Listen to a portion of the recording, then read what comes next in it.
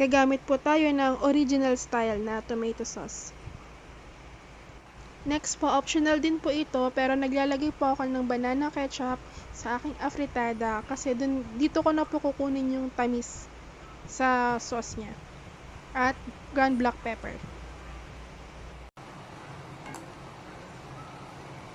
Okay, simmer lang po natin ito ng 20 minutes hanggang sa mag-reduce po yung sabaw. At mag-thicken na po yung ating sauce.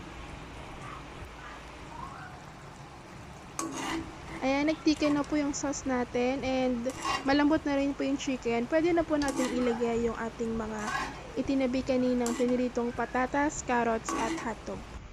At bell pepper.